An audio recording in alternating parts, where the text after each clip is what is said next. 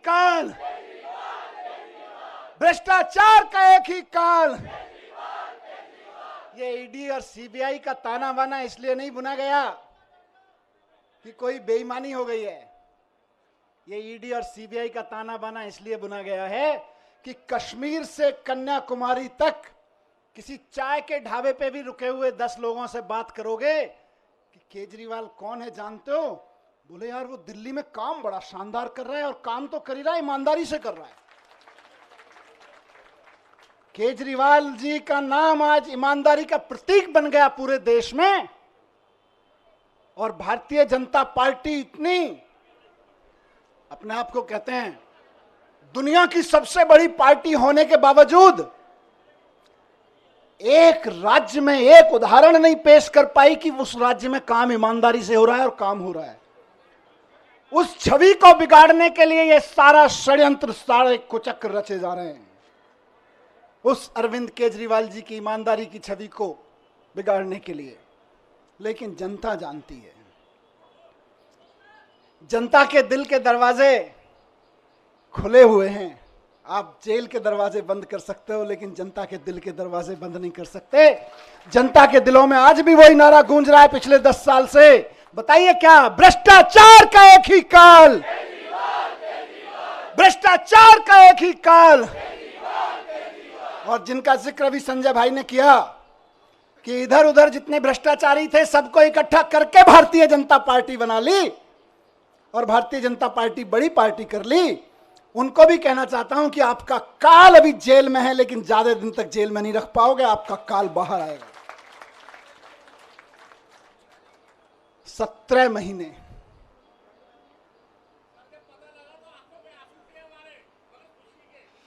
ये आंसुओं, इन आंसुओं ने ही मुझे ताकत दी है 17 महीने जेल में।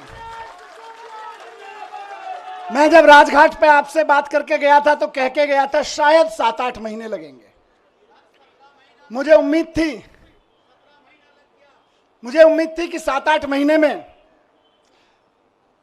न्याय मिल जाएगा, लेकिन कोई बात नहीं, 17 महीने लग गए। 17 महीने लग गए, लेकिन जीत सच्चाई की हुई है, जीत ईमानदारी की हुई है। इसीलिए कहते हैं कि भगवान के घर पे देर है लेकिन अंधेर नहीं है।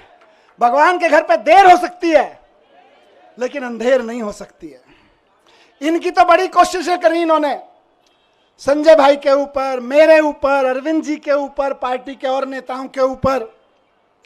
देश के सख्त से सख्त कानूनों की सख्त से सख्त धाराएं लगा के इनको बंद कर दो झूठे सच्चे केस में, और ऐसी ऐसी धाराएं लगा दो जो दुनिया भर में आतंकवादियों के ऊपर लगाई जाती हैं। ऐसी ऐसी कानूनों की धाराएं लगा दो जो दुनिया में ड्रग माफिया के ऊपर लगाई जाती हैं। ऐसी ऐसी धाराएं लगा के इन्होंने सोचा इनको जेल में बंद कर दो, तो जैसे आतंकवादी को जेल में डाल देते हैं तो सड़ता रहता है, जैसे ड्रग माफिया को जेल में डालते हैं तो दुनिया में सड़ता रहता है।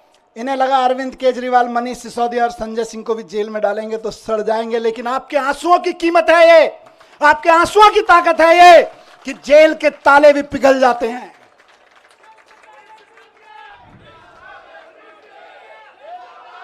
एक ही चीज कहूंगा, कल सुबह मैं बैठा था कि सारी दुनिया की सारी बुरी ताकतें भी इकट्ठी हो जाए ना, तो जो सच्चाई के रास्ते पे चलता है उसका साथ भगवान देता है, उसका साथ भगवान जरूर देता है।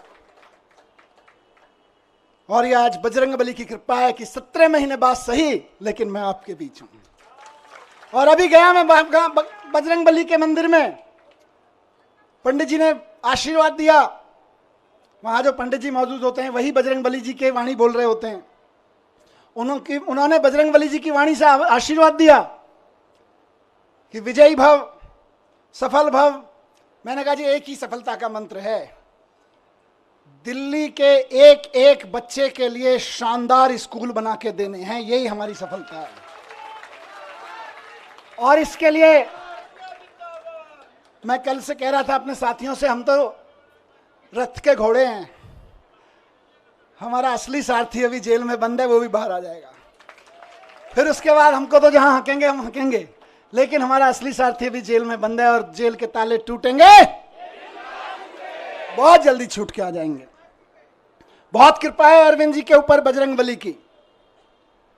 आपको याद है ना, लंबे समय से बहुत सारे लोग साथ हैं, कितने शुगर का पेशेंट होने के बावजूद कितना लंबा लंबा फास्ट किया, केवल बजरंगबली जी की कृपा से।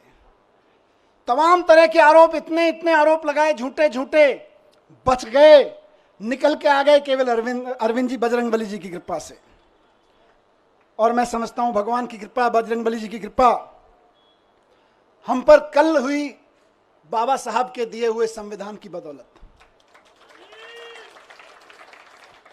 बाबा साहब ने, जब ये मुकदमे की सुनवाई चल रही थी, मैं बहुत ध्यान से सुन रहा था, पढ़ रहा था, पूरी डिटेल ले रहा था वकील साहबों से।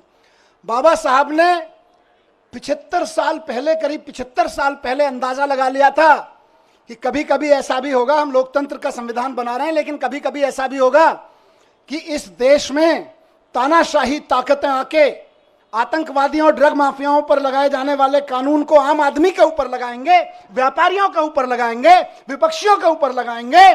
तो उस वक्त उन व्यापारियों को, उन आम आदमियों को, उन विपक्षियों को कौन बचाएगा? तो बाबा साहब ने पहले ही लाइन जोड़ दी थी, संविधान बचाएगा। यही भगवान की कृपा है। कौन बचाएगा उनको जब तानाशाह सरकार अपना जुल्म करेगी, एजेंसियों का दुरुपयोग, कानूनों का दुरुपयोग करेगी, जेलों का दुरुपयोग करेगी, तो कौन बचाएगा? 75 साल पहले उस महान शख्सियत ने लिख दिया था कि मैं ऐसा संविधान दे रहा हूं कि तुमको संविधान बचाएगा। आज हम संविधान की बदौलत खड़े, संविधान की ताकत से यहां पे खड़े हैं। आज मैं शुक्रगुजार हूं देश के संविधान का, बाबा साहब का, और साथ साथ बहुत विनम्र निवेदन के साथ में माननीय सुप्रीम कोर्ट का, बहुत विनम्र सम्मान के साथ में माननीय सुप्रीम कोर्ट ने संविधान की दी हुई ताकत का इस्तेमाल करते हुए कल तानाशाही को कुचला, तानाशाही को कल गलत ठहराया। और माननीय सुप्रीम कोर्ट के साथ साथ मैं बहुत तहे दिल से शुक्रगुजार हूं उन वकीलों का जो पिछले 1.5 साल से, 17-18 महीने से, और बल्कि उससे पहले से भी पूरी लड़ाई लड़ रहे हैं। मैं जेल में बैठा था, आप लोग आंदोलन कर रहे थे, अरविंद जी जेल में बैठे हैं, आप लोग यहां सड़कों पे डंडे खा रहे हैं, लेकिन वो वकील इधर से उधर धक्के खा रहे हैं, एक कोर्ट से दूसरे कोर्ट धक्के खा रहे हैं, एक कागज से दूसरे कागज में डाल रहे हैं। इनकी एक एक साजिशों का, इनकी एक एक चालबाजियों का, इनकी एक एक तिगड़मों का जवाब दे रहे हैं अदालतों में खड़े होकर, इनके एक एक झूठ का पर्दाफाश कर रहे हैं। मेरे लिए तो, मैंने कल भी कहा था, भगवान स्वरूप हैं। किसी भी जेल में बंद होने वाले एक व्यक्ति के लिए तो वकील भगवान स्वरूप होता है, और मेरे लिए तो सिंघवी साहब वाकई भगवान स्वरूप हैं। अभिषेक मनु सिंघवी जी, जिन्होंने इस पूरी कानूनी लड़ाई को इस अंजाम तक पहुंचाया, और जल्द ही अरविंद जी को भी बाहर लेकर आएंगे। मैं धन्यवाद करता हूं सिंघवी साहब का, मैं धन्यवाद करता हूं दयान कृष्णन साहब का, मैं धन्यवाद करता हूं मोहित माथुर साहब का, जिन्होंने बहुत बेबाकी से अदालतों के सामने ईडी और सीबीआई और भारतीय जनता पार्टी के सच को बेनकाब किया है। और मैं बहुत प्यार के साथ धन्यवाद करता हूं, उनमें से कुछ लोग मेरे उम्र में छोटे हैं, कुछ बड़े हैं, अपनी आम आदमी पार्टी की लीगल टीम के कुछ वकील साथी, हमारे एमएलएज यहाँ खड़े हैं, साथ साथ में उनको सबको कोऑर्डिनेट करने वाले विवेक भाई, इधर शायद नहीं होंगे, किसी विवेक जैन किसी अदालत में इस समय जाके आर्ग्यूमेंट कर रहे होंगे, इरशाद भाई इस समय कहीं किसी अदालत में आर्ग्यूमेंट कर रहे होंगे, कुछ पेपर बना रहे होंगे, और उनके कई साथी यहाँ खड़े मैं देख रहा हूँ, अपने सारे साथियों को मैं उनका भी बहुत धन्यवाद करता हूँ। रजत, साथ साथ में मैं शुक्रगुजार हूं देश भर में आम आदमी पार्टी के एक एक कार्यकर्ता का, नेताओं का। मैं तो 17 महीने जेल में था, जेल की छोटी सी एक कोठरी थी, इसकी 1/4 सी, इस पूरे स्टेज की 1/4 कोठरी में कोई नहीं।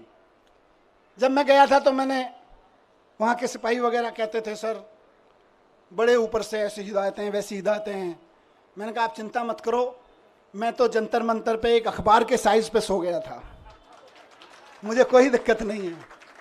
मैं तो वहाँ से निकला हूँ जहाँ अरविंद केजरीवाल जी और मैं और संजय भाई बनारस रेलवे स्टेशन के, और जहाँ देश भर में रेलवे स्टेशन में रात को 2 बजे ट्रेन आती थी, तो इतने भी पैसे नहीं थे कि रात को किसी लॉज में रुक जाएं, तो जाके 9 बजे खाना खा के स्टेशन पे ही सो जाते थे अखबार बिछा के। हम तो वहाँ से भी निकल के आए, हमें तो कोई दिक्कत नहीं है। तो लेकिन हम तो वहां सो रहे थे, लेकिन डंडे कौन खा रहा था? जब मैं कोर्ट आता था तो मैं देखता था बैरिकेड लगे हुए और उसकी दूसरी तरफ से नारे लग रहे हैं। अखबारों में देखता था, टीवी में देखता था, आप में से बहुत सारे चेहरे यहां खड़े हैं, मैं देखता था ये मेरी बहन को लाठी लगी, ये मेरी बहन को एक पुलिस वाले ने धक्का दिया, ये मेरे एक भाई को पकड़ के खींचा। दर्द होता था और वहीं से ईश्वर से दुआ करता था, इनको सबको सलामत रखना, इनकी मदद करना, इनको ताकत देना। सलाम करता था आपकी ताकत को मैं वहां से। एक एक कार्यकर्ता को सलाम करता हूं मैं, और सिर्फ डंडे खाने के लिए नहीं, क्योंकि भारतीय जनता पार्टी की जो एक्सपर्टीज अभी संजय भाई ने बताई, उनमें एक शामिल है कि दूसरी पार्टी के कार्यकर्ताओं को और नेताओं को तोड़ने के, दबा के, धमका के, सामदान दंड भेद करके, जेल में भेजने की धमकी देके, जेल में भेज के, उनके हमले करवा के, उन पर धमकी करवा के एकमात्र एक्सपर्टीज किसी पार्टी ने पाई है तो वो भारतीय जनता पार्टी है। लेकिन उसके बावजूद आप टिके रहे, एक एक आदमी टिका रहा, एक एक आदमी झुका नहीं, टूटा नहीं। एक एमएलए कैसे सारे खड़े हैं, मैं जानता हूं किस किस के ऊपर क्या क्या दबाव नहीं था और क्या क्या नहीं होगा और क्या क्या धमकियां नहीं आ रही थी, लेकिन उसके बावजूद बेबाकी से खड़े रहे, सीना तान के खड़े रहे। उस सीने, तने हुए सीने को मैं सलाम करता हूं आप लोगों को, आप डटे रहे। और आज देखिए मजे की बात, अब तो दुश्मन भी इस बात को मानने लगा है कि यार इन आम आदमी पार्टी वालों में कुछ तो मिट्टी है, जो 17 महीने, 6 महीने जेल में रह जाते हैं इनके नेता, उसके बावजूद ना झुकते हैं ना टूटते हैं। किसी मिट्टी के तो बने हैं, ये उस मिट्टी के बने हैं। मैं बताता हूं, ये उस मिट्टी के बने हैं भारतीय जनता पार्टी वालों, जिस मिट्टी पर भगत सिंह का पसीना की बूंदें गिरी हुई हैं, जिस मिट्टी पे गांधी ने गोली खाई थी, जिस मिट्टी पे भगत सिंह के पसीने की बूंदें गिरी हुई हैं, जिस मिट्टी पे खड़े होकर बाबा साहब ने तुम्हारी जैसी लोगों की ताकतों के, उस वक्त की ताकतों के जुल्म झेले थे, उस मिट्टी से ये बने हुए हैं। इनको तुम्हारी तोता मैना क्या तोड़ पाएंगे, ये तुम्हारे सीबीआई और ईडी क्या तोड़ पाएंगे, इनको नहीं टूटे लोग। और मैं जेल में बैठा बैठा दुआएं करता रहा और सलाम करता रहा अपने एक एक साथी को कि यह है अरविंद केजरीवाल की मुट्ठी, यह है अरविंद केजरीवाल की फैमिली, यह है अरविंद केजरीवाल का कुनबा, जिसकी एक उंगली को भी हिम्मत से हिला नहीं पा रहे हो तुम लोग। वाह, फक्र था मुझे सब पे। आपने कहा ना कि आप आंसू बहाते थे बाहर, मैं कहता हूं मैं फक्र से सीना चौड़ा करके उस जेल की कोठरी में बैठा होता था अपने एक एक भाई पे के ऊपर और एक एक बहन के ऊपर। यह मेरी ताकत थी। जेल के अंधेरे, मैं कहूंगा कि जेल के अंधेरे में यह ताकत तो होती है कि वो तोड़ तो सकती है, लेकिन जिसके बाहर इतना प्यार, इतनी ताकत, इतना सम्मान। मैं कल से उतरा हूं, मुझे किसी ने बोला मनीष जी 17 महीने बाद आ रहे हो, 2 दिन के लिए रेस्ट पे चले जाना। मैंने कहा यार, जेल के बाहर कदम रखने के बाद पहला हाथ जिस कार्यकर्ता ने पकड़ा था और रात को घर तक जो दूर खड़ा था केवल देख के गया है, वो उम्मीद लगा रहा है कि मेरा मनीष सिसोदिया, मेरा भाई बाहर आ गया है, और मैं कहूं नहीं मैं तो छुट्टी जा रहा हूं यार। नहीं, खून पसीना बहाने के लिए बाहर आया हूं, छुट्टियां मनाने के लिए नहीं। एक एक दिन जो संजय भाई ने नारा दिया है कि इनकी जमानत जब्त कराएंगे, आज से और अभी से लग रहे हैं। और बीजेपी वालों ढूंढते रह जाओगे कहां गई वोटें, कहां गई वोटें। आज से लगना है सबको। जो सुन रहे हैं सोशल मीडिया और मीडिया के माध्यम से, एक एक कार्यकर्ता साथी को कहना चाहता हूं, दिल्ली के एक एक नागरिक को, हरियाणा के एक एक नागरिक को, देश के एक एक नागरिक को कहना चाहता हूं कि इस तानाशाही के खिलाफ तो एक एक आदमी को वोट करना पड़ेगा। सवाल हमारा नहीं है। तानाशाही के खिलाफ ये जो लड़ाई है सिर्फ आम आदमी पार्टी के कार्यकर्ताओं की नहीं है, सिर्फ विपक्ष के पार्टी कार्यकर्ताओं की नहीं है, ये देश के एक एक आम आदमी की है। मैं जेल में था अभी, तो कई सारी खबरें, अखबार पढ़ता था, टीवी देखता था, न्यूज में कई सारी खबरें विचलित करती थी। ये विचलित नहीं करता था कि जमानत हुई कि नहीं हुई, इससे कभी मेरे को विचलन नहीं हुआ। मेरे को विचलन किस चीज से होता था? मैं देखता था कि देश के कितने कितने बड़े बड़े व्यापारियों को इन्होंने 500-600 बड़े बड़े व्यापारियों को इन्होंने झूठे केसेस, सच्चे केसेस, इधर उधर के केसेस में बना के बंद कर दिया गया है। उनका किसी पार्टी वार्टी से भी कोई लेना देना शायद ही होगा। लेकिन आप सोचो कि एक व्यापारी अगर कोई मेहनत से काम कर रहा है और उसके ऊपर क्योंकि उसने चंदा नहीं दिया या उसने आपकी किसी पार्टी के नेता से कोई पंगा ले लिया, आपने उसको उठा के जेल में डाल दिया ईडी के केस लगा के, जो केस आतंकवादियों पे, ड्रग माफियाओं पे लगाए जाते हैं, वैसे वैसे खतरनाक केस लगा के एक व्यापारी अगर जेल में डाल दिया जाता है, उसके पीछे हजारों परिवारों को रोजगार मिल रहा होता है, वो भूखे मरने लगते हैं, उनकी बद्दुआ लगेगी। इनको तानाशाही नहीं है तो क्या है? बात सिर्फ विपक्षी पार्टियों के नेताओं की नहीं है, बात आम आदमी पार्टी के नेताओं की नहीं है। बड़े बड़े व्यापारियों को उठा उठा के जेल में डाले दे रहे हैं। और एक किसी कंपनी का चेयरमैन जेल में चला जाता है, किसी का मालिक जेल में चला जाता है, हजारों हजार लड़के लड़कियां जो वहां नौकरी कर रहे होते हैं, उनके घर में टेंशन हो जाती है, क्या करेंगे, कल को कहां से खाएंगे। आपको समझ में नहीं आता, ये नौकरियां खा रहे हो आप लोग अपने चंदे के धंधे पर। ये तानाशाही नहीं है तो और क्या है? कोई गलत करे तो सजा दो, लेकिन चंदे के धंधे में ईडी का नोटिस भिजवाओ, अपनी एजेंसियों के कानूनी कागज भिजवाओ और उसके बाद उसको अंदर कर दो। ये धंधा तो तानाशाही ही कहा जाएगा भाई। ये भ्रष्टाचार के खिलाफ लड़ाई नहीं है, ये तो तानाशाही है। मुझे बताओ कि 10 साल, अभी थोड़े दिन पहले बहन आतिशी लड़ रही थी उसके लिए, 10,000 शिक्षकों को इन्होंने दिल्ली सरकार के स्कूलों के एक रात में, रात को 2 बजे ऑर्डर पास कराया, ट्रांसफर कर दिया एक रात में। अब किसी का बच्चा आज पढ़ता है स्कूल में 11वीं क्लास में, वो तैयारी करा रहे हैं गुरुजी, टीचर पूरी मेहनत से कि यार इसमें तो आईआईटी में जाने का पोटेंशियल है। कल को टीचर का ऑर्डर मिल रहा है, नहीं नहीं हमने तो 10,000 टीचर्स को इधर से उधर कर दिया है क्योंकि हमें तो ट्रांसफर पोस्टिंग का शौक था, अब तुम भाड़ में जाओ। ये तानाशाही नहीं है तो और क्या है? बात 10,000 टीचर्स की नहीं है, उन लाखों बच्चों की है जिनको वो टीचर्स पढ़ा रहे थे। तुम अपनी अफसरी में, तुम अपनी तानाशाही में 10,000 टीचर्स को एक रात में इधर से उधर उठा के फेंक देते हो। ये तानाशाही नहीं है तो और क्या है? यही तानाशाही है जिसके खिलाफ हमको आवाज उठानी चाहिए। आज दिल्ली में जब सरकार में था उस वक्त दिल्ली जल बोर्ड का नगर निगम चुनाव से पहले पैसा रोक दिया गया था और आज तक दिल्ली जल बोर्ड का पैसा नहीं दिया गया। फाइनेंस डिपार्टमेंट के अफसरों से इधर उधर से फाइलों पे कुछ कुछ काला पीला करवा के रुकवा रखा है पैसा। इंजीनियर्स परेशान है इलाके के, नाले साफ नहीं हो रहे, सीवर साफ नहीं हो रहे, और वो कह रहे हैं हम तो पैसा नहीं देंगे। 1.5 साल से जल बोर्ड का पैसा नहीं दिया गया, जबकि पैसा बजट में पास किया विधानसभा ने। ये तानाशाही नहीं है तो और क्या है बताइए? तानाशाही सिर्फ आम आदमी पार्टी के नेताओं को गिरफ्तार करने की नहीं है। तानाशाही आपके घर के सामने जो सीवर बह रहा है, उसमें जो अभी ओवरफ्लो हो रहा है, वो भी इसी तानाशाही की वजह से हो रहा है। जो नाली नहीं खुल पा रही है, उसको 1.5 साल से पैसा नहीं मिला ठेकेदार को, वो इंजीनियर रो रहा है बेचारा कि मैं कहां से पेमेंट करूं ठेकेदार को। यह भी इसी तानाशाही की वजह से हो रहा है। आपकी गलियों की नालियां सड़ी हुई हैं इस तानाशाही की वजह से। मैं ही जेल में नहीं हूं, केजरीवाल जी जेल में नहीं है, आप भी नरक में रहने को मजबूर हैं इसी तानाशाही की वजह से, क्योंकि आपके घर के सामने का सीवर फ्लो हो रहा है, 1.5 साल से पेमेंट नहीं हुआ जल बोर्ड का। ये तानाशाही नहीं है तो और क्या है? आज पूरे देश में मैंने कहा विचलित करती थी मुझको इस खबरें। हर रोज कहीं ना कहीं सुप्रीम कोर्ट भी डांट लगा रहा है, उसके बावजूद जनता अपनी सरकार चुनती है, कहीं के राज्यपाल को, कहीं के उपराज्यपाल को कह के जनता की चुनी हुई सरकार के कानून कैंसिल करवा देते हैं। कई महीने तक कानून, कई साल तक कानून पड़े रहते हैं, उनकी पॉलिसी नहीं पास होने देते। ये तानाशाही नहीं है तो और क्या है? नुकसान किसको हो रहा है? नेताओं को तो खाली जेल ही हो रही होगी, असली नुकसान तो जनता का हो रहा है, जिसके लिए पॉलिसी बनाई गई थी, जिसके लिए कोई कानून बनाया गया था। यह तानाशाही है, इस तानाशाही के लिए लड़ना पड़ेगा दोस्तों।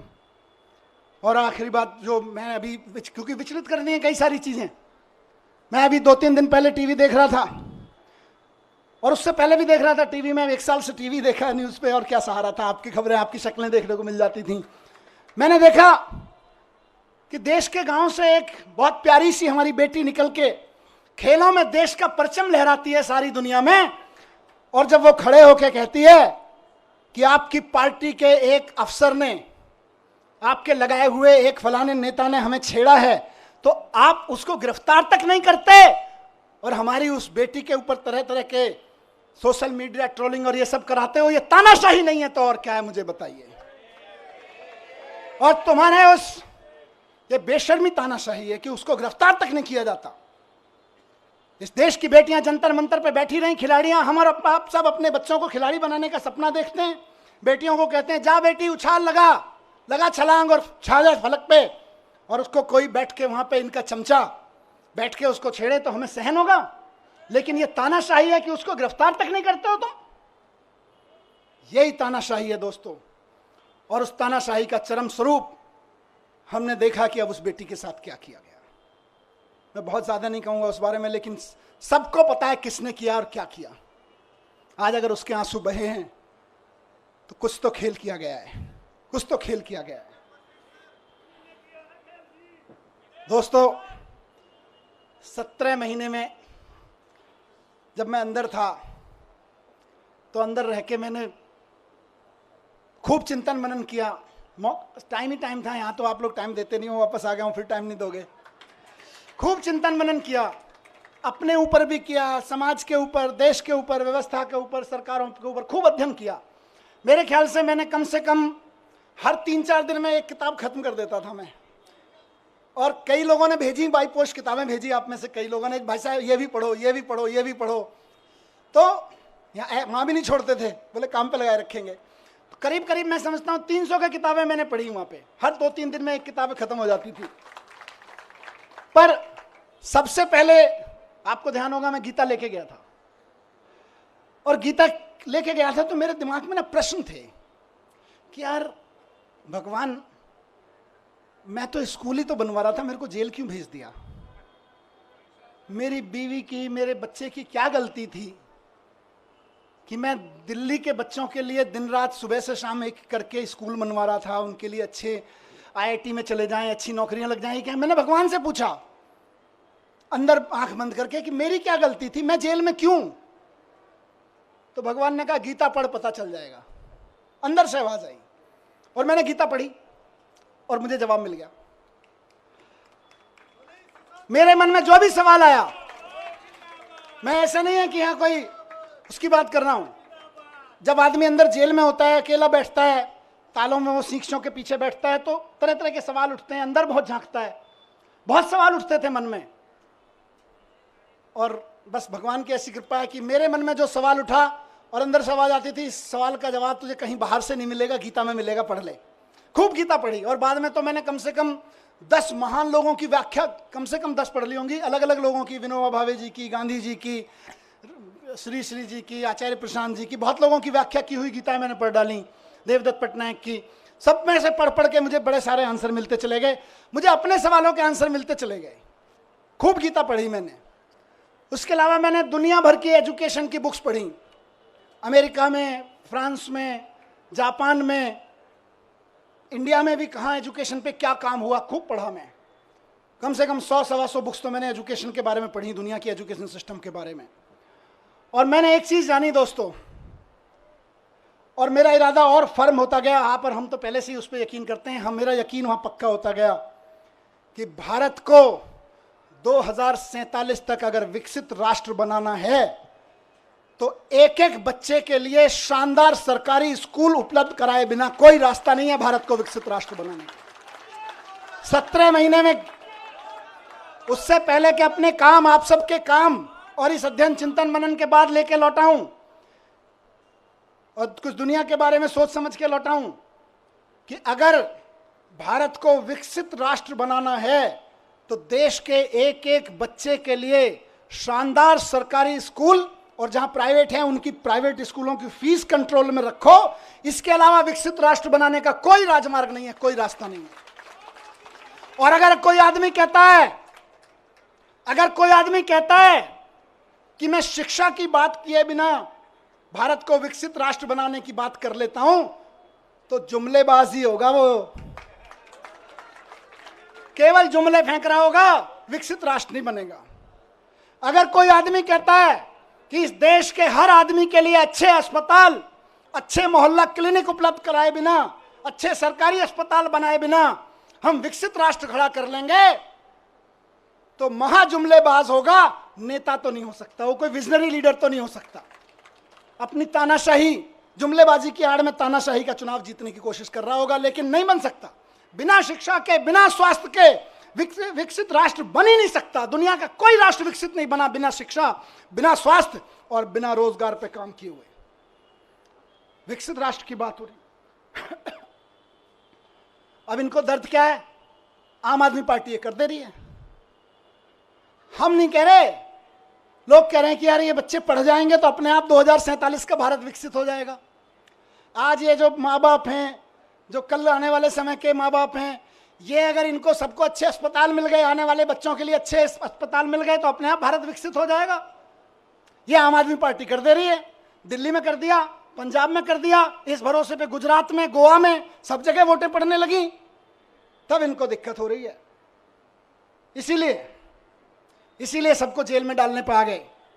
फिर से सलाम करता हूं कि इनकी तमाम ताकत के बावजूद, इनकी तमाम साजिशों के बावजूद, बुरे वक्त में चट्टान की तरह से इकट्ठे होकर खड़े रहे आप सब लोग। उस जज्बे को मैं सलाम करता हूं। ये पार्टी की ये लीडरशिप, बीच बीच में लीडरशिप यहाँ खड़ी है, बैठी है, कई सारे एमएलए साथी, कई सारे सीनियर लीडर्स यहाँ सब खड़े हैं।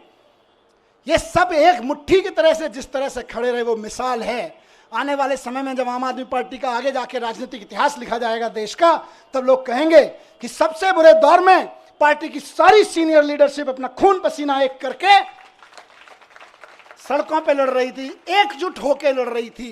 ये केजरीवाल जी का कुनबा एकजुट होकर लड़ रहा था। केजरीवाल जी का कुनबा बिखरा नहीं, केजरीवाल जी के साथ खड़ा रहा।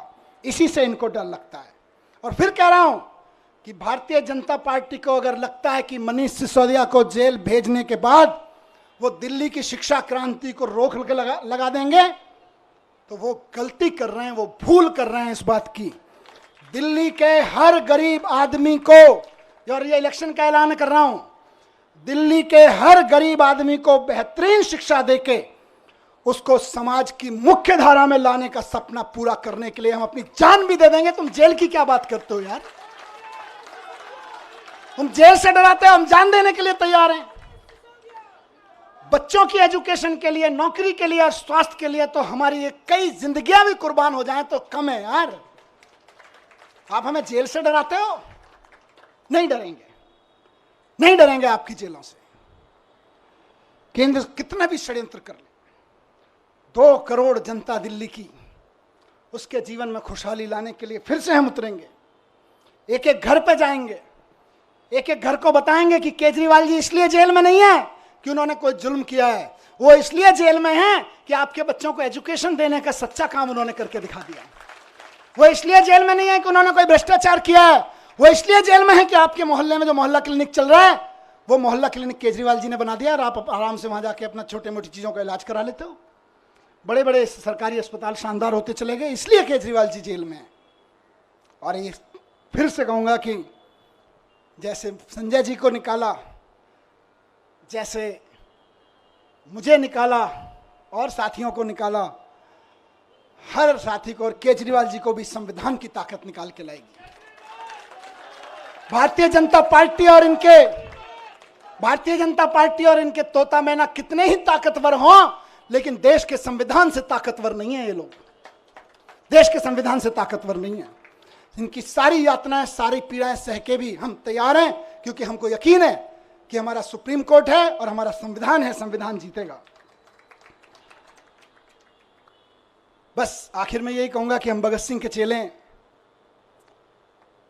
कह के गया था ये बात, कह के गए थे ना, भगत सिंह के चेले हैं, डरने वाले नहीं है तुम्हारी जेलों से भी और तुम्हारे तोता मैना से भी। 17 महीने में जैसा गया था, बिल्कुल 17 महीने पहले जैसा गया था वैसा ही दिख रहा हूं कि नहीं दिख रहा? एनर्जी कुछ कम है कि ज्यादा है? ज्यादा है ना? बस इनको लग रहा था जेल भेज के एनर्जी तोड़ देंगे, अब ये कहेंगे यार इनको जेल मत भेजो, ये तो दुगनी एनर्जी लेके आते हैं।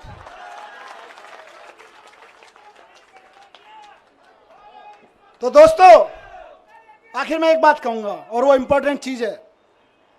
देखिए मैंने सारी बात इसलिए कही क्योंकि तानाशाही की लड़ाई है, और ये तानाशाही मेरे लिए नहीं, अरविंद केजरीवाल जी के लिए नहीं, आम आदमी पार्टी के कार्यकर्ताओं नेताओं के लिए नहीं, विपक्ष के पार्टी कार्यकर्ताओं नेताओं के लिए नहीं, देश के एक एक आदमी को बचाने के लिए है। इसलिए आज कल जब सुबह बेल का ऑर्डर आया, उससे पहले मैं ऐसे ही टीवी देख रहा था, उसमें 9 अगस्त के बारे में डिटेल चल रहा था, कैसे 9 अगस्त कितना महान दिन है, भारत छोड़ो आंदोलन चलाया था। फिर 10:30 बजे ऑर्डर आ गया बेल का। मैं आंखें बंद की, मैंने भगवान से पूछा ये है क्या?